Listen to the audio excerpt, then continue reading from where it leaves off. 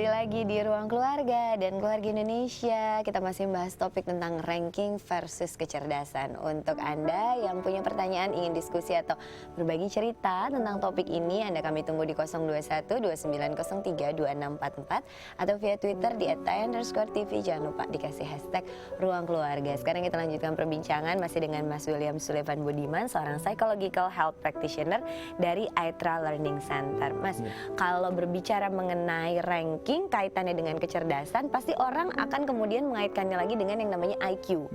Nah, kalau IQ sendiri dengan kecerdasan itu memang satu hal yang sepadan untuk diukur atau gimana, Mas, sejauh ini? IQ itu yang tadi saya sempat sedikit menyebutkan bahwa bagi saya kecerdasan itu ada 3. Nah, IQ itu salah satu bagiannya. Dan IQ itu memang yang paling diukur dalam pembelajaran kita di sekolah. Itu yang paling dilihat, itu yang paling dikembangkan, yang ingin dikembangkan. Jadi ibaratnya IQ itu udah seperti ember, itu yang diisi terus. Sedangkan kecerdasan-kecerdasan lain oleh sekolah itu jarang diisi. Saya nggak bilang tidak diisi ya, itu jarang diisi. Nah, kalau yang tadi saya bilang kan kecerdasan intelektual, akademis intelektual, itu satu IQ bagi. Yang kedua ada yang kecerdasan sosio-emosional. Nah, sosio-emosional ini menurut saya ada beberapa yang masuk ke sana. Yang paling ngetren adalah kecerdasan emosi, emosional, EQ. Ada lagi SQ juga sebetulnya masuk ke arah sana. Jadi bagaimana seseorang itu mengatur emosinya, terus mengatur hal-hal yang di luar dari kecerdasan kognitif, tetapi kecerdasan yang lebih merasa dia. Emosi, merasa dengan orang lain, dengan interpersonalnya. Itu menarik ya. Jadi itu pun berkaitan untuk membuat potensi seorang anak menjadi lebih berkilau gitu istilahnya ya. Bukan hanya si IQ-nya saja yang kaitannya cerdas kemudian ranking, tapi juga ada dua aspek lain yang ada tautan dengan kecerdasan, yaitu kecerdasan emosi dan spiritual ya. Memang harus dikembangkan seperti itu. Ada lagi. Jadi yang emosi dan spiritual itu bagi saya masuk dalam satu wadah kecerdasan yang sama. Itu yang namanya yang tadi saya bilang sosio-emosional. Nah, yang kecerdasan yang ketiga itu yang fisik. Jadi kan ada nih yang kita lihat orang yang mampu sekali fisiknya jauh dibanding orang lain. Ada olahraga sedikit dia hanya melihat dia langsung bisa mengikuti. Itu pun masuk ke dalam salah satu aspek kecerdasan. Kita lanjutkan perbincangan karena sudah ada penelpon yang mau bergabung. Kita sapa terlebih dahulu. Halo, Ruang Keluarga. Iya. Ya, dengan siapa di mana, Ibu? Dengan Ibu Ani di Banten. Ya, silakan Ibu pertanyaannya.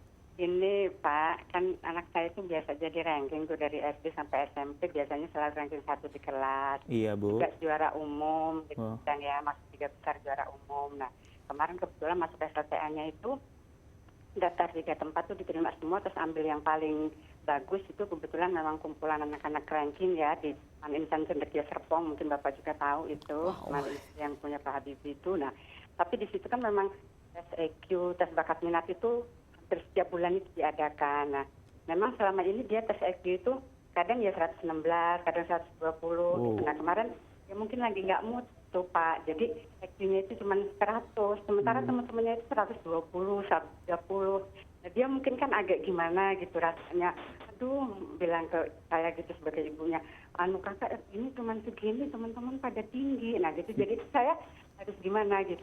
Memang dia secara emosional sistemnya mungkin agak kurang, ya mungkin sosialnya juga dia mungkin agak kurang. Tapi kalau saya juga nggak bisa mengukur apa kecerdasan itu. Tadi kan VS ranking ya, memang anak yang cerdas atau gimana. Nah itu gimana saya sebagai orang tua. Baik Ibu. Enggak, Mbak. Iya, baik Ibu, terima kasih atas partisipasinya di Ruang Keluarga. Ini kayaknya pertanyaan arah ke nilai IQ. Nilai IQ yang biasanya bagus, tapi kemudian ada satu waktu turun dan kemudian berdampak pada kondisi emosional putrinya Ibu tadi, putri atau putra Ibu tadi? Putri Ibu tadi yang kemudian akhirnya merasa drop. Kok bisa turun? Sedangkan berada di kumpulan orang-orang yang mungkin kalau boleh dengar cerita dan sedikit menyimpulkan adalah kompetitifnya agak tinggi gitu kan. Superior semuanya, berada di kumpulan orang-orang superior. Sebagai orang tua, apa yang harus dilakukan? Atau sebelumnya bisa diberikan penjelasan sedikit nggak tentang sebetulnya konsep IQ turun naiknya itu, isn't it okay atau gimana? Sebetulnya kalau kita bilang IQ itu kalau dilihat secara waktu ya, itu lebih cenderung konstan. Jarang sekali hampir sulit sekali ada IQ yang tadinya dia 120 tiba-tiba turun menjadi 100 atau 90 itu jarang sekali karena IQ kita berbicara tentang kemampuan otak gitu. Yang seperti saya bilang, kita mengukur seberapa sih sebetulnya besar dari wadah yang dipunya otak kita, nah tinggal yang diisi itu bisa semampu seberapa banyak.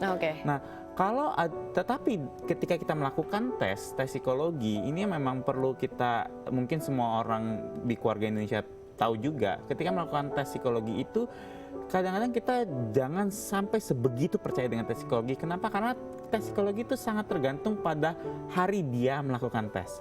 Ibarat tes psikologi itu seperti foto.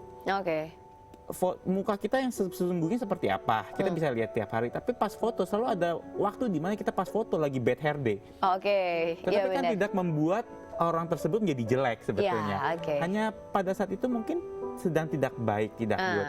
Nah, berhubungan dengan yang diberikan kepada Ibu siapa tadi saya? Ibu Ani. Mungkin yang perlu dilakukan adalah memberikan pengertian ini juga kepada anaknya. Karena kebanyakan orang menjadi down karena merasa bahwa IQ itu bisa naik turun.